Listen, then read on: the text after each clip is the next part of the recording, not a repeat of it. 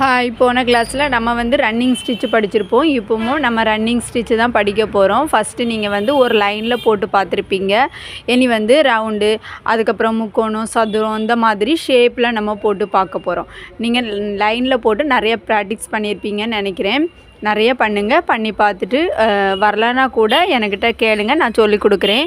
அப்புறமா நிறைய போட்டு பாருங்கள், அப்படி தான் வரும். இப்போ வந்து ஜர்தோசி பார்த்திங்கன்னா வந்து உங்களுக்கு வந்து நீங்கள் ஃபஸ்ட்டு ஆரம்பத்தில் சங்கிலி தையல் போடாமல் நீங்கள் கஷ்டப்பட்டிருப்பீங்க இல்லையா, அதே மாதிரி தான் இதுவும் ஃபஸ்ட்டு கொஞ்சம் கஷ்டமாக இருக்கும். அதுக்கப்புறம் போக போக வந்துடும்.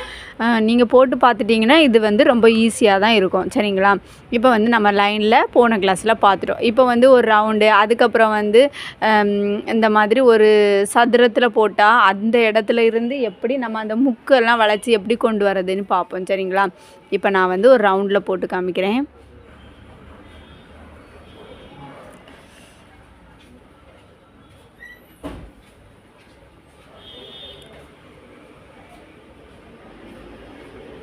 நம்ம வாட்ஸ்அப் குரூப்பில் ஜாயின் பண்ணி படிக்கணும்னு விருப்பம் இருக்கவங்க ஸ்க்ரீனில் தெரிய நம்பருக்கு கான்டாக்ட் பண்ணுங்கள். ஓகே, இப்போ வந்து நம்ம வந்து ஜர்தோசி எப்போ நீங்கள் போட்டாலும் இந்த மாதிரி லைட்டாக இழுத்துக்கணும். சரிங்களா? இழுத்துட்டு அதுக்கப்புறமா தான் நம்ம கட் பண்ணிக்கணும். கட் பண்ணும்போது பார்த்திங்கன்னா இந்த மாதிரி ஒரு கட்டில் நம்மளுக்கு கட் பண்ணது மாதிரி நீங்கள் வந்து கட்டர் வச்சுக்கோங்க.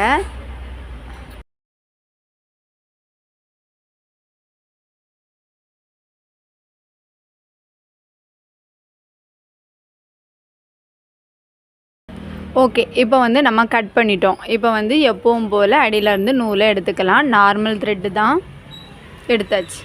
இப்போ வந்து என்ன பண்ணுறோம், இந்த மாதிரி எடுத்து கொஞ்சம் கொஞ்சமாக இப்போ வந்து நீங்கள் வந்து லாங்காக இப்போ இந்த ஸ்டிச் இங்கேருந்து இங்கே தள்ளி போட்டுட்டிங்கன்னா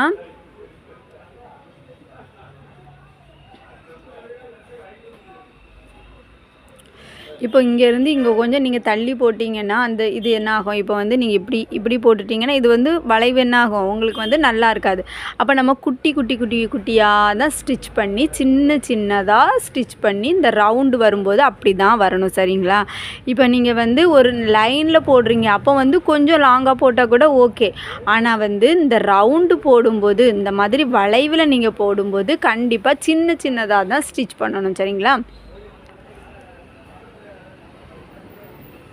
அழகாக நீட்டாக பண்ணுங்கள்.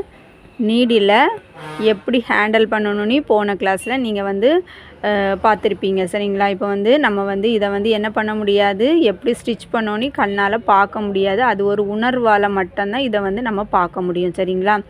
இப்போ வந்து நிறைய பேர் 1-2 பேர் சொல்லியிருந்தீங்க எனக்கு வந்து இந்த ஸ்டிச் வரலை அப்படின்னு. அப்போ நீங்கள் என்ன பண்ணுறீங்கன்னா, உங்களுக்கு சப்போஸ் வராத பட்சத்தில் என்ன பண்ணணுன்னா, இப்படி எடுத்து இப்படி குத்துறீங்களா, குத்திட்டு இதை லைட்டாக இப்படி தூக்கி விட்டுக்கோங்க. இப்போ லைட்டாக தெரியும்போது இப்போ வந்து அப்படி எடுத்து இப்படி பண்ணிக்கலாம்.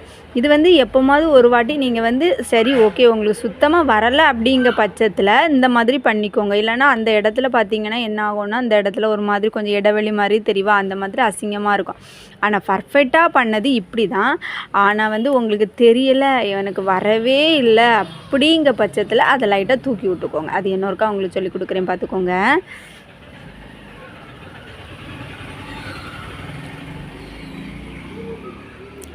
வராத பட்சத்தில் என்ன பண்ணுறோன்னா, யாருமே வராது அப்படின்னு நினைக்கண்டா, கண்டிப்பாக எல்லாருக்குமே இந்த ஸ்டிச் வரும். நிறைய ட்ரை பண்ணுங்கள், நிறைய போட்டு பாருங்கள், கண்டிப்பாக வரும்.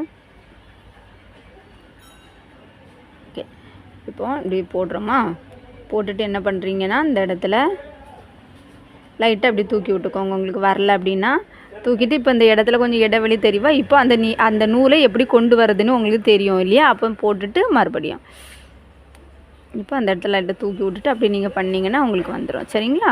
அதே மாதிரி பண்ணுங்கள். அதுக்கப்புறம் உங்களுக்கு ஒரு 2-3 லைன் நீங்கள் போட்டு பார்த்ததுக்கு அப்புறமா உங்களுக்கு கரெக்டாக வந்துடும். அதுக்கப்புறம் அப்படி பண்ண வேண்டாம்.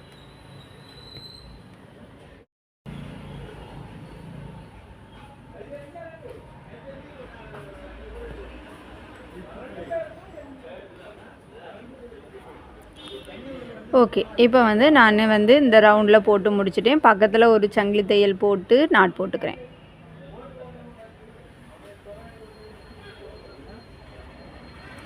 அடுத்தால கார்னர் திருப்பும்போது என்ன பண்ணலாம் அப்படின்னு பார்ப்பேன். இப்போ நான் வந்து இந்த மாதிரி ஒரு பாக்ஸில் போட்டு காமிக்கிறேன். இந்த இடத்துல நீங்கள் கவனமாக பார்த்துக்கோங்க. இது வந்து உங்களுக்கு டவுட் வரக்கூடிய இடம், ஓகேங்களா? அதனால் கவனமாக பார்த்துக்கோங்க.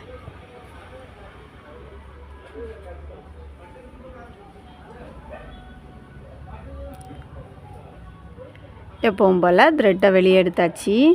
எடுத்துட்டு இப்போ என்ன பண்ணுறோம், இப்போ வந்து நம்ம அழகாக ஸ்டிச் பண்ணுறோமா, இப்படி போட்டு போட்டு வரோம். இது ஓகே. ஆனால் அந்த கார்னர் வரும்போது என்ன பண்ணலான்னு பார்ப்போம், சரிங்களா?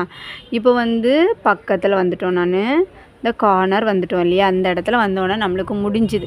இப்போ என்ன பண்ணுறீங்கன்னா, அந்த எடுத்துகிட்டு இதை லைட்டாக அப்படி தூக்கி விட்டுட்டு பக்கத்தில் ஒரு சங்கிலி தையல் போடணும். போட்டுட்டு அதுக்கப்புறம் இங்கே ஒரு சங்கிலி தையல் எக்ஸ்ட்ரா மறுபடியும் இங்கே ஒன்று போட்டுட்டு அதுக்கப்புறம் நீங்கள் இப்படி ஸ்டிச் பண்ணிங்கன்னா அது கரெக்டாக வந்துடும், சரிங்களா? இப்போ வந்து நீங்கள் வந்து அந்த கார்னரில் அந்த மாதிரி பண்ணாமல் நீங்கள் வந்தீங்கன்னா என்ன ஆகும், அதில் ஒரு மாதிரி வளைவு மாதிரி வரும். ஆனால் வந்து அந்த கார்னர் வந்து நம்மளுக்கு நீட்டாக இருக்காது. இப்போ பார்த்துக்கோங்க, அது நான் தப்பையும் நான் உங்களுக்கு சொல்லி கொடுத்துறேன். இப்போ வந்து இப்படி வரோம், நம்ம இப்படி வரோமா, இப்படி வரும்போது இப்போ நீங்கள் இந்த இடத்துல இப்படி அந்த நான் சொன்னது மாதிரி போடாமல் வந்தீங்கன்னா அந்த கார்னர் என்னாகும், இப்படி இருக்கும், நல்லா இருக்காது, சரியா? அப்போ இதில் லைட்டாக தூக்கி விட்டுட்டு இதில் ஒரு சங்கிலி தையல் போட்டுட்டு மறுபடியும் இங்கேயும் ஒரு சங்கிலி தையல் போட்டுட்டு அதுக்கப்புறம் நீங்கள் இப்படி வந்தீங்கன்னா அந்த கார்னர் ஓகே சூப்பராகிடும், சரியா? இந்த மாதிரி ட்ரை பண்ணுங்கள். நிறைய போட்டு போட்டு போட்டு பாருங்கள். ஃபஸ்ட்டு எடுத்த உடனே ஜர்தோசி வராது. கண்டிப்பாக நிறைய ட்ரை பண்ணணும். ஜர்தோசி கொஞ்சம் வேஸ்ட் ஆக தான் செய்யும். அதை பார்க்காம கொஞ்சம் நிறைய ட்ரை பண்ணுங்கள், சரிங்களா?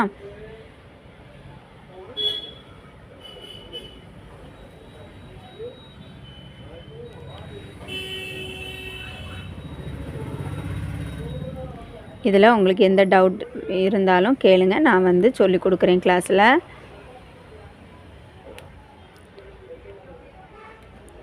ஆனால் ட்ரை பண்ணாமல் கிளாஸை ஒழுங்காக கவனிக்காமல் வந்து டவுட்டு கேட்காதீங்க. நிறைய அந்த வீடியோவை ஒன் மோர் போட்டு பாருங்கள். பார்த்துட்டு அதுக்கப்புறமா ஏதாவது டவுட் இருந்தால் கண்டிப்பாக கேளுங்க, நான் சொல்லி கொடுக்குறேன், சரியா?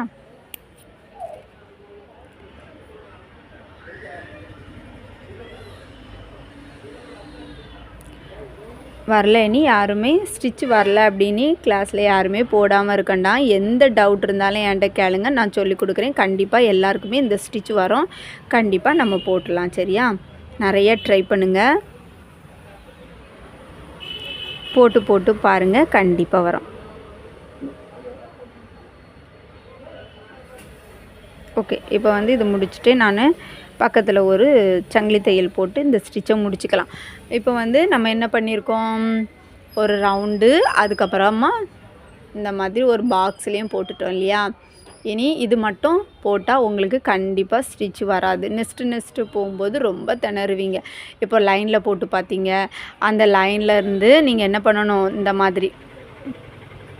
இந்த மாதிரி போட்டு பாருங்கள். மேலேருந்து இப்போ வந்து நீங்கள் வந்து சங்கிலி தையல் போடும்போது நம்ம என்ன பண்ணோம், ஃபஸ்ட்டு மேலே போடும், ரெண்டாவது பண்ணும்போது சில பேருக்கு என்ன ஆச்சுன்னா அங்கே மேலேருந்து கீழே வரும்போது சில பேருக்கு வராது, சரிங்களா? அப்போ நம்ம என்ன பண்ணணும், ஒருக்கா மேலே போடணும், அப்புறம் மேலேருந்து கீழ் நோக்கியும் போட்டு பார்க்கணும். இந்த மாதிரி 2-3 நேரம் ஒருக்கா மேலே நோக்கி ஒருக்கா கீழ் நோக்கி இந்த மாதிரி 2-3 நேரம் போட்டு போட்டு பாருங்கள். அதுக்கப்புறமா ஒரு ரவுண்டு போடுங்க, இந்த மாதிரி ஒரு பாக்ஸ் போடுங்க. சின்னதாக போடாதுங்க, எல்லாமே பெருசாக பண்ணுங்கள். கிளாஸில் சீக்கிரம் முடிக்கணும் அப்படின்னு சொல்லிட்டு சீக்கிரமாக முடிச்சிங்கன்னா உங்களுக்கு தான் கஷ்டம் பின்னாடி, சரிங்களா? சரி, ஓகே. இப்போ இது போட்டுட்டீங்க, அதுக்கப்புறம் ஒரு முக்கோணம் போடுங்க. அப்புறமா இந்த மாதிரி வளைவு, நம்ம சங்கிலி தையல் ஃபஸ்ட்டு பழகும்போது என்னென்ன ஸ்டிச்சிலலாம் போட்டோம் அந்த மாதிரி எல்லாத்துலேயும் நீங்கள் வந்து போட்டு பார்க்கணும், சரிங்களா? இந்த மாதிரி ஜர்தோசி வேஸ்ட் ஆகுதுன்னு பார்க்காதுங்க, நிறைய போட்டு போட்டு பாருங்கள், அப்போ தான் உங்களுக்கு இது வரும். அப்புறமா இந்த மாதிரி போட்டு பாருங்கள். சரிங்களா? இது அவ்வளோ ஸ்டிச்சும் போட்டு முடிச்சதுக்கப்புறம் தான் நான் வந்து நெக்ஸ்ட்டு கிளாஸ்க்கு நீங்கள் போக முடியும். கண்டிப்பாக இதுலேயும் போட்டுட்டு அவுட்லைனுக்கு கண்டிப்பாக எல்லாருமே ஒரு பிக்சர் எடுத்து அவுட்லைன் ஸ்டிச் கண்டிப்பாக போட்டே ஆகணும். போட்டால் தான் இது இவ்வளவும் போட்டு முடிக்கும்போது உங்களுக்கு ஓரளவுக்கு ஜர்தோசி வந்துடும்.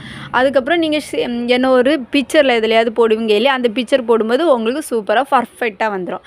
அதனால் கண்டிப்பாக இவ்வளோ ஷேப்லேயே நீங்கள் கண்டிப்பாக போட்டே ஆகணும். போட்டுட்டு கிளாஸில் எந்த டவுட்னாலும் கேளுங்க, நான் சொல்லிக் கொடுக்குறேன். ஓகேவா? நெக்ஸ்ட் கிளாஸில் பார்க்கலாம். தேங்க்யூ.